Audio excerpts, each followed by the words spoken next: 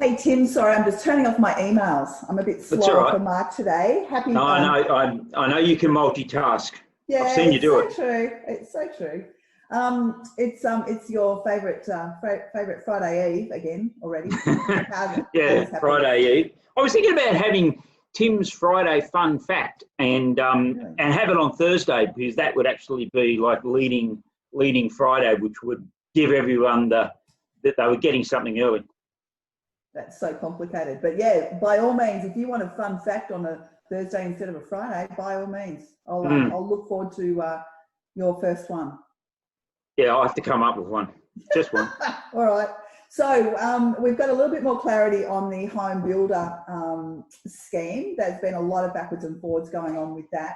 We believe that there should be an application form on the Revenue New South Wales website, hopefully today, if not tomorrow. So if there's anybody who's watching that needs some more clarity on that, either reach out to me and I'll go through it, or just jump onto their website and check it out. And we've provided some new auction guidelines and open for inspection guidelines out to people. Yes, yes, we sent out an EDM on that, specifically on that issue. Yep. So that should be in people's inbox somewhere, but that's also on our website. But again, if anyone's having trouble finding that, let me know and I'll refer you to Leanne. Great, thanks. Supervision guidelines. What is going on with them? Talk to me. Yeah, don't do it. Yeah. So that has been consuming my life for about 2 weeks.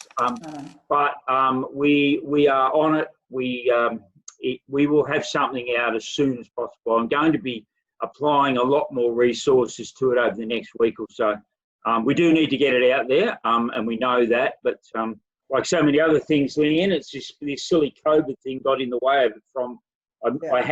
I had plans of getting it well underway by late February, March. So anyway, it's gone sideways, as you well know. But we will do it. We will do it. It's a much bigger job than a lot of people realise too. And it's just once I started it and started to drill into exactly what an agent does, it's an exercise that everyone should go through, I think, because there is just I think agents out there will be going, hello, Tim, we do it every day. No, but I don't think people, even in the industry, realise just how many individual steps there are. Sure. It's huge. Massive. It is. Yeah. And when you start to get down to that granular level, it's huge. Yeah, absolutely. So I'd just like you to feel sorry for me. That's all. You wouldn't mind? No, it's not going to work. Sorry, just one more thing. Sure. With the supervision guidelines, the related issue there is that, as you know, that the government, Fair Trading, gave us 6 months to get it all together, and they did that prior to, obviously we begged and pleaded to get it, but they did that prior to COVID so that we could transition our way in. Yeah. And that made sense. But this time around, I think that we're going to be saying to them we need another 6 months, because now that we've dealt with COVID, we can now start to deal with the introducing all of the reforms into our businesses. So I'm going to be asking the Minister. I know the Minister's on tomorrow, but we have a meeting with the Minister in a week or two in his office. So that will be on the agenda to see if we can't get another 6 months. I think it's appropriate. Yeah, I agree. We do, as you mentioned, have the Minister on the webinar tomorrow morning at 10:15. Mm-hmm. So if anybody has got any questions for the Minister, I know our buyers agents chapter certainly have some questions for him, but if anybody else has got any questions, please make sure you either email them through to me or jump on the webinar so that you can ask them yourself. So that's, I'm really looking forward to that tomorrow. Now, JobKeeper is coming to an end, or it's changing significantly. What would you advise our business owners? Look, I think a lot of businesses are very dependent on JobKeeper to keep the doors open. Let's not mix our words here. Yeah. And a lot of businesses are either going to lose it entirely because of the criteria, or JobKeeper itself is going to decline in the amount of money that is paying. Yep. So I think right now, between now and when JobKeeper comes to an end, the smart play now is to be sitting yourself down with your spreadsheets or however else you look at your business and start to say to yourself, now, what is it going to look like when this thing gets turned off? What am I going to be doing? Because if you don't start to plan for it now and it gets switched off, then you are going to have zero time to be able to implement the necessary changes. So I think that the question to be asking yourself is, if JobKeeper wasn't in my revenue stream today, what would I do? Yeah. And you've got between now and when that reality kicks in to come up with the answer to that. But now's the time to start. Yeah, definitely need to be checking that out for sure. And we also are facing the reality that potentially we're going to start seeing some distressed sales coming into the market. The market could well look very different later in the year.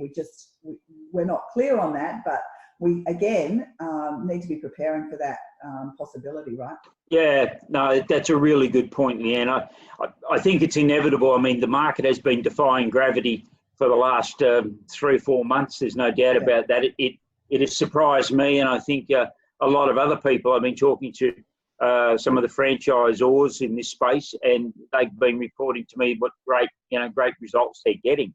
And it's been a surprise to everybody, but nobody wants to pop the bubble. But at some point, I think, and again, back to JobKeeper and some of those other incentives that are in the market, some of that other support that people are receiving is going to go. And once that happens, we are going to see those distressed properties. Then that means the conversation that agents will be having with vendors will be different. It'll be a different conversation. So I think that mindset, agents should now start to be thinking about what that conversation will look like, as opposed to, I guess, what we've been having over the last 5 or 6 years, where the market's been on fire and people have been selling out for more than they paid, and everyone's been happy. I think unfortunately we're going to see people selling to retire debt at the encouragement of the bank, that sort of stuff. It's an unfortunate time, so agents will need to reposition their minds. Yeah, absolutely, and agents just need to make sure, like leaders, sales managers and principals need to be really clear on the dialogue that their teams should be using, and also make sure that they're supporting their salespeople, because it can be, you need to harness all of your resilience when you're dealing with a market like this or like that. You're right. There's going to be a lot of distressed people out there under a lot of pressure, and you can't help it if you are involved with people like that day after day. Then it's going to impact you as well. Totally. Now we've got our National Property Managers Day tomorrow. I'm so thrilled at the take-up across the industry. There's so many people that have organised lunches and afternoon teas, and it's really exciting. Yeah, it is. It's great, and they so deserve some recognition.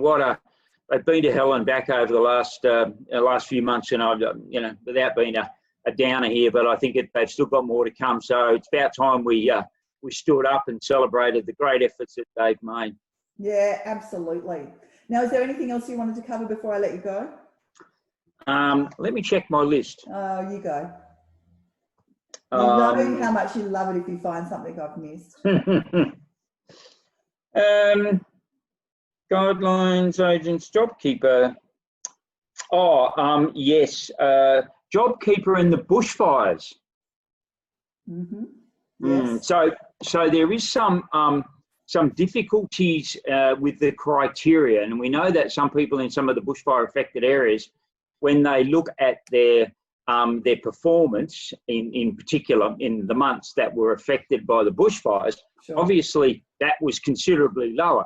And under the criteria to satisfy for JobKeeper, you have to have lost X number of percent, 30%, or I think is the number, below that. Now these people are saying, well, hang on, my income back then was already was already lousy, and so what it is now is not 30% less than lousy. So I may not qualify, but I know that you've rolled up your sleeves and gone to bat for those people. So that'll be a great outcome once we have some information. Yes, absolutely. But as I said to one of our members, I can't guarantee success, but I can guarantee that we'll have a crack. Yeah. Absolutely. So that was one that you'd missed then, just for the point. I have to tell you that I always make sure there's one that I miss, just so that it makes you feel better. All righty, I'm going to let you go. Have a great afternoon. I will. I'll see you on social media tomorrow at the National Property Managers Day. Absolutely, you will.